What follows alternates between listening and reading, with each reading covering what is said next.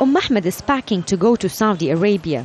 She and her husband have been wanting to perform Umrah, the minor pilgrimage, for years, and they're not about to be held back by the swine flu threat, they say.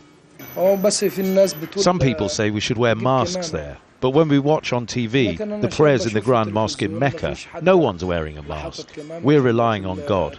There's a growing debate in Egypt on whether pilgrimage should be banned this year as concerns mount over swine flu. The health minister has repeatedly warned that all returning pilgrims could be quarantined. At this moment, pilgrims returning from Saudi Arabia go through the same medical checks at the airport that other international arrivals are subject to. At least one of the 80 cases reported in Egypt was of a man returning from Umrah in Saudi Arabia.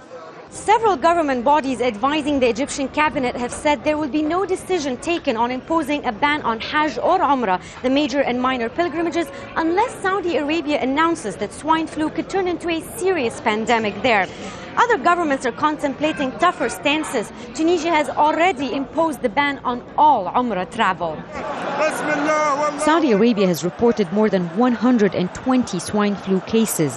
The kingdom has warned the elderly and pregnant women against performing pilgrimage this year. The Hajj, required of all able Muslims at least once a lifetime, attracts some 3 million people a year.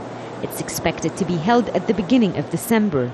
Concern now is particularly over the voluntary pilgrimage of Umrah, which increases these days as Muslims approach the holy month of Ramadan. Hundreds of thousands of Egyptians perform both every year. Sayyid Hamid runs a charity in northern Cairo that offers pilgrimage trips at affordable prices.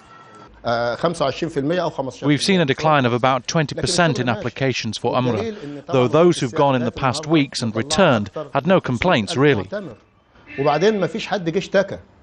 At larger scale tourism companies, the concerns are different.